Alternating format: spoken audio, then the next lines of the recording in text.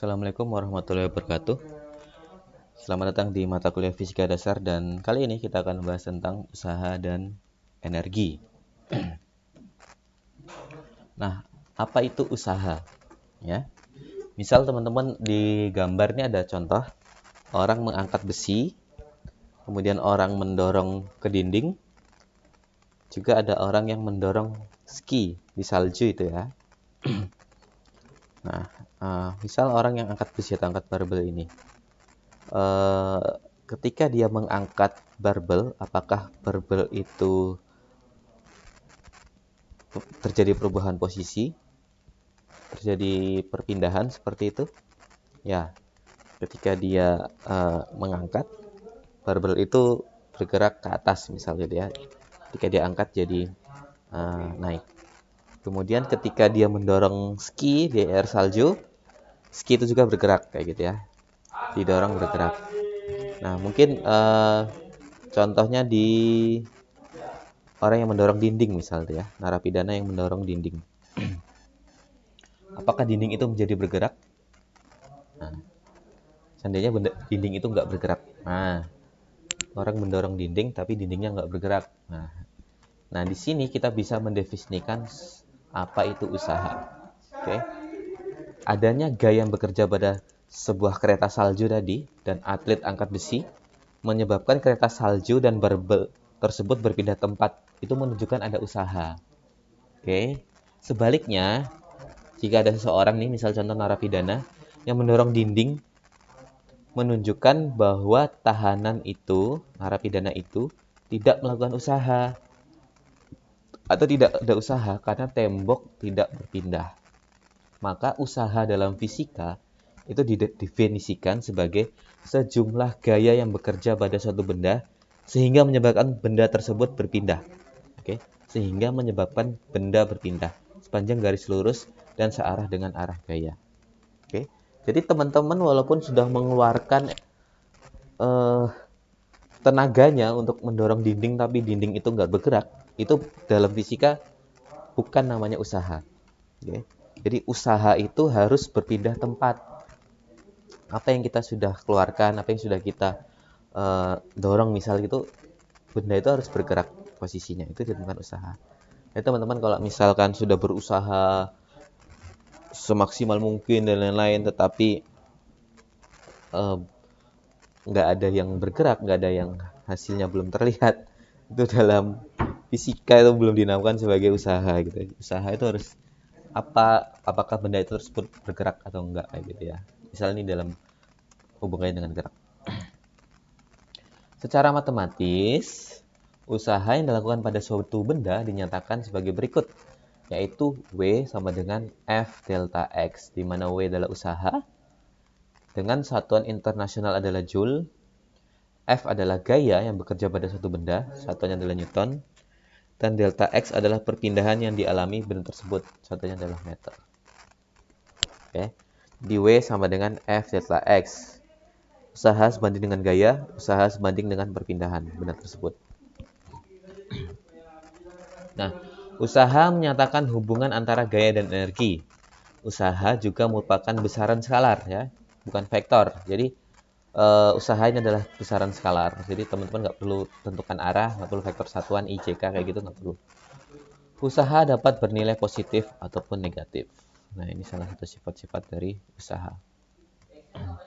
Misal, bila gaya yang bekerja pada suatu benda itu tidak searah dengan arah perpindahan gaya tersebut, maka usaha yang dilakukan akan menjadi lebih kecil. Oke, misal teman-teman menarik benda, bendanya bisa orang narik kan lurus begini ya. Jadi teman-teman arah gaya tariknya mungkin agak naik ke atas sedikit, agak nyerong seperti di contoh ini ya. Jadi ada sudut theta yang terbentuk dari arah benda itu bergerak dengan arah gaya yang bekerja. Jadi menyebabkan ada sudut theta atau sudut alfa di sini. Maka nanti usahanya akan jadi lebih kecil. Oke. Maka nanti perumusannya beda antara benda yang ditarik sejajar dengan arah gayanya, arah perpindahan benda, dengan benda dengan gaya yang arahnya tidak searah dengan arah perpindahan benda tersebut. Oke. Nanti persamaannya jika gayanya itu tidak searah dengan perpindahannya, maka persamaannya adalah W sama dengan F cos alpha dikali delta X. Oke. Usaha yang dilakukan satu benda apabila gaya yang bekerja pada benda itu tidak searah dengan arah perpindahannya, maka dinyatakan sebagai berikut. Oke. W cos alpha atau cos theta dikali delta X. Oke. Alpha adalah sudut ini ya. Sudut dari arah perpindahan dengan gayanya. Usaha adalah 0 jika tidak ada perpindahan. Nah, tadi ya. Jika tidak ada perpindahan, teman-teman mendorong dinding sekuat tenaga, tapi dinding itu nggak bergerak, itu bukan usaha. Oke, tidak ada perpindahannya. Gaya dan perpindahannya saling tegak lurus. Oke, jadi gayanya ke atas, bendanya arahnya ke samping tegak lurus 90 derajat, maka nilainya juga 0.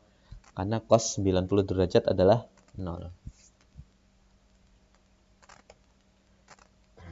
Kita langsung ke contoh soal.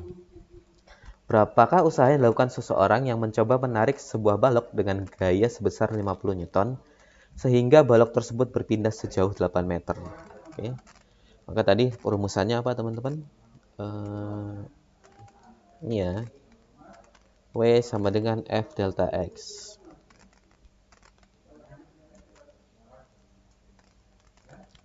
W sama dengan F delta X. Maka F gayanya 50 Newton. Delta X 8 meter. Apakah gayanya searah? Ya. Sini nggak dijelaskan, nggak ada sudut theta atau apa ya. Jadi kita gunakan rumus yang ini. Maka nanti 50 Newton dikali 8 meter jadi 400 Joule. Joule itu, oke, tadi ya, usaha itu satunya adalah Joule. Adalah Newton dikali meter. Oke. Newton dikali meter adalah Joule. Seperti itu. Contoh soal yang lain dari usaha. Seseorang nih menarik sebuah vacuum cleaner dengan gaya 50 Newton dan gaya tersebut membentuk sudut 30 derajat dengan arah perpindahannya. Perpindahan yang dialami oleh vacuum cleaner itu adalah 8 meter. Berapakah besar usaha yang dilakukan oleh orang tersebut? Abaikan kehadiran gaya gesekan. Nah, ini sebagai contoh, gaya yang bekerja pada sebuah usahanya ini nggak sejajar dengan arah perpindahannya, tetapi membentuk sudut 30 derajat. Maka nanti perumusannya menggunakan W F dikali cos theta.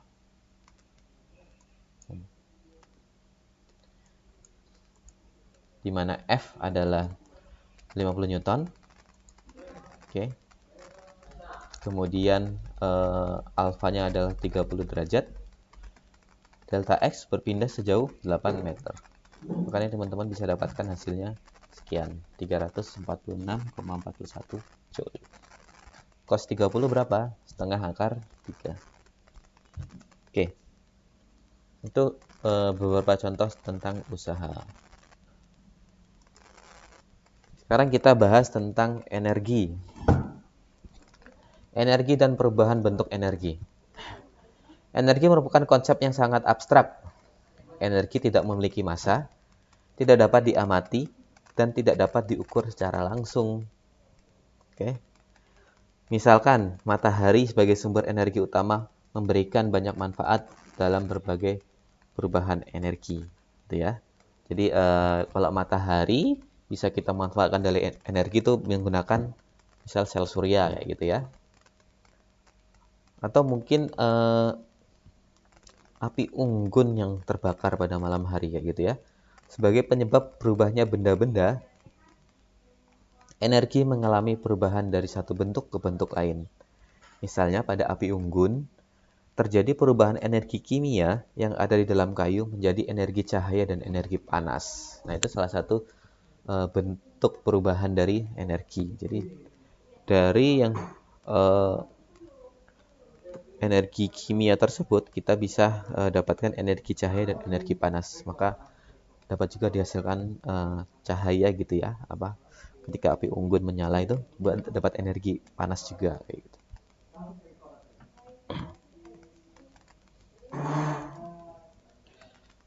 B adalah bentuk-bentuk energi. Energi dapat berada dalam berbagai bentuk. seperti energi panas, energi cahaya, energi listrik, energi kinetik, energi kimia, energi potensial, energi nuklir, dan lain-lainnya. Ada dua bentuk energi yang ada kaitannya dengan mekanika, yaitu energi kinetik dan energi potensial. Nah, jadi di bab ini kita akan fokus ke energi kinetik dan energi potensial. Pertama adalah energi kinetik. Benda yang bergerak memiliki kemampuan untuk melakukan usaha karena dapat dikatakan memiliki energi. Energi pada benda yang bergerak disebut energi kinetik. Ya, ingat. Jadi energi kinetik itulah energi pada benda yang bergerak.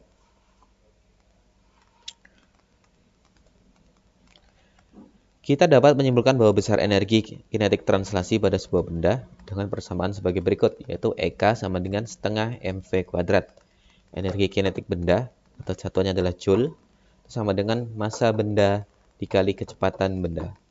Oke, dimana kecepatan benda ini nanti kuadrat ya. Kemudian energi dapat diasosiasikan dengan gerak sebuah benda. Besarannya adalah skalar, bukan vektor. Satuannya sama dengan usaha, yaitu joule. Oke. Energi satuannya adalah joule atau newton kali meter.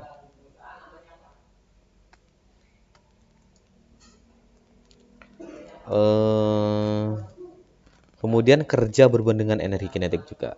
Oke. Ini salah satu sifat-sifat dari energi kinetik. Dan yang kedua adalah energi potensial. Secara umum, energi potensial dapat diartikan sebagai energi yang tersimpan dalam sebuah benda atau dalam sebuah keadaan tertentu, ya, potensial. Jadi energinya tersimpan gitu ya. Energi potensial karena masih tersimpan sehingga baru dapat dimanfaatkan ketika berubah menjadi energi lain. Kadang energi potensial ini bisa berubah bentuk menjadi energi kinetik juga, kayak gitu. Energi potensial ada berbagai macam juga. Misal potensial gravitasi, oke, yaitu energi yang dimiliki suatu benda karena kedudukan atau ketinggiannya, oke, terhadap suatu bidang acuan tertentu. Misal, semakin tinggi benda di atas permukaan, maka besar energi potensialnya akan semakin besar. Karena H atau ketinggiannya semakin tinggi, nilainya semakin besar. Jadi buah apel yang saya ingin lepas misal ya dari lantai 2, itu energi potensialnya lebih kecil ketika saya memegang apel dan ingin melepasnya di sebuah gedung dengan lantai 10, di lantai 10 kayak gitu ya. Energi potensialnya berbeda kayak gitu. Jadi akan lebih besar ketika energi yang berada di lantai 10, energi potensial apel tadi yang berada di lantai 10 gitu ya. Ketika saya memegang apel dan ingin merilisnya kayak gitu. Kemudian energi potensial dapat dirumuskan dengan mgh. Ya, energi potensial biasa dinamakan dengan EP. Satuannya adalah joule. Kemudian M adalah massa benda, kilogram. G adalah percepatan gravitasi, meter per sekon kuadrat, dan H adalah ketinggian, meter. Yang B, energi potensial pegas. Tadi energi potensial gravitasi. Energi potensial pegas berhubungan dengan benda-benda yang elastis, misalkan tadi pegas. Mari kita bayangkan sebuah pegas yang ditekan dengan tangan. Apabila kita melepaskan tekanan pada pegas, maka pegas tersebut melakukan usaha pada tangan kita. Efek yang dirasakan adalah tangan kita terasa seperti didorong. Oke? Ketika kita megang benda pegas gitu ya, per kayak gitu, ketika kita tekan kita akan merasakan seperti gaya dorong yang terjadi. Apabila kita menempelkan sebuah benda pada ujung pegas, kemudian benda tersebut kita tekan, maka setelah dilepaskan benda tersebut pasti terlempar, gitu ya. Jadi ada pegas, ya taruh benda, dan kita mepetkan, kita rilis. Nah, pasti benda itu akan terlempar dan elastis sesuai dengan konstanta pegasnya, kayak gitu. Jadi ketika kita tekan, nah ini dia punya energi potensial pegas nih. Ketika benda, kemudian ada per, kita tekan, ini akan menimbulkan gaya pegas, kayak gitu. Oh.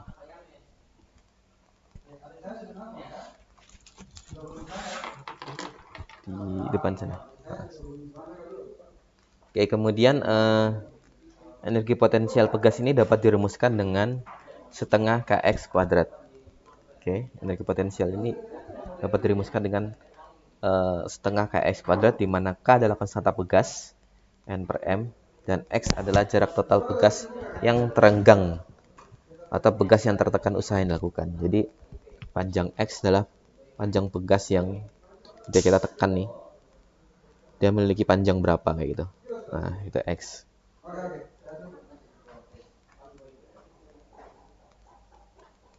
Hukum kekalahan energi. Jika pada suatu sistem hanya bekerja gaya-gaya dalam bersifat konservatif, tidak bekerja gaya luar dan gaya dalam tidak konservatif, maka energi mekanik sistem pada posisi apa saja selalu tetap. Artinya energi mekanik sistem pada posisi akhir sama dengan energi kinetik sistem pada posisi awal, oke? Jadi di dalam energi mekanik akhir itu sama dengan energi mekanik awal. Di mana energi mekanik ini adalah jumlah dari energi potensial dan energi kinetik. Oke. Energi potensial ditambah energi kinetik, hasilnya adalah energi mekanik. Oke. Maka nanti kita masukkan ke persamaan ini. Maka EP akhir ditambah EK akhir, energi potensial akhir ya, ditambah energi kinetik akhir sama dengan energi potensial awal ditambah energi kinetik awal. Energi mekanik sama, satunya juga Joule. Oke. Kemudian daya.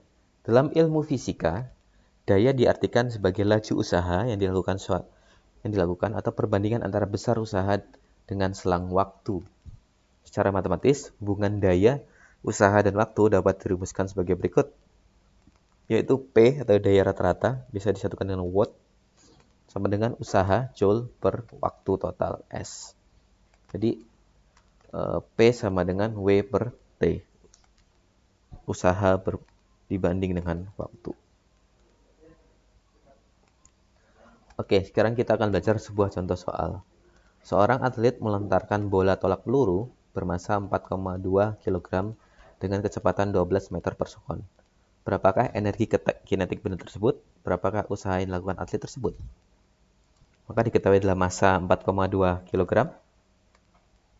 Kemudian kecepatannya adalah 12 Nmax. V adalah 12 meter per sekon. Pertanyaan pertama adalah energi kinetiknya adalah berapa? Energi kinetik benda adalah setengah mv kuadrat.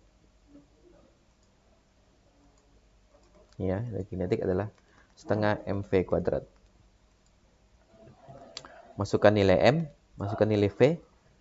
Maka V-nya kuadrat ya teman-teman, 12 kuadrat. Maka nanti hasilnya 302,4 Joule. Mudah ya untuk melakukan menghitung energi kinetik. Kemudian usahanya. Nah, maka usaha benda itu sama dengan perubahan energi kinetik, yaitu W sama dengan delta EK, atau sama saja dengan hasil energi kinetik, yaitu 302,4 Joule. Kemudian contoh soal yang lain. Sebuah traktor digunakan untuk mengangkat benda seberat 1,2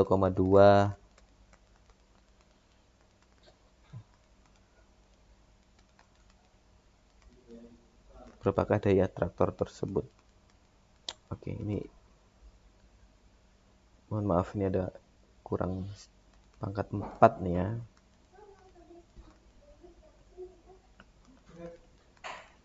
Dalam waktu 15 sekon, berapakah daya traktor tersebut?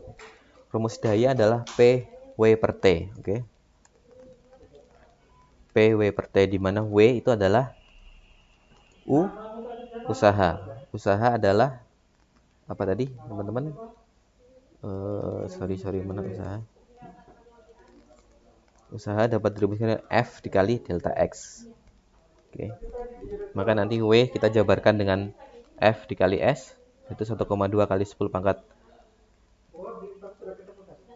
N Newton dikali 9 meter ya. Ini berarti contoh soalnya ada yang kurang nih. Mohon maaf, contoh soalnya ada yang salah. Jadi yang benar adalah gaya bekerjanya adalah 1,210 pangkat Newton, S-nya atau perpindahannya adalah 9 meter, kemudian T-nya adalah 10 sekon. Oke, nanti soalnya ini akan saya revisi.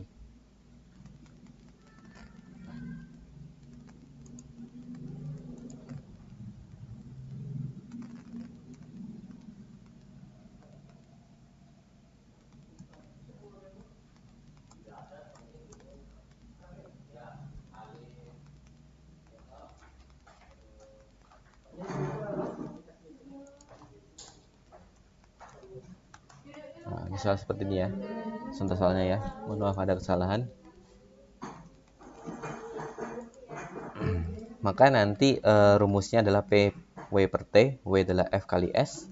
Maka F kali S per T 1,2 kali 10 pangkat 4 dikali 9 dibagi 15. Maka hasilnya adalah 7,2 kali 10 pangkat 3 watt. Ya, satunya watt daya, atau sama dengan 7,2 kW, kilowatt. Seperti itu. Nah, mungkin itu untuk pertemuan kita pada kali ini tentang usaha dan energi. Jika ada pertanyaan, silakan diskusi di grup WhatsApp. Untuk link absen, silakan isi di kolom deskripsi di YouTube, di bawah YouTube ini ya. Kemudian, jika ada kekurangan, kami mohon maaf. Kita bertemu di pertemuan selanjutnya. Assalamualaikum warahmatullahi wabarakatuh.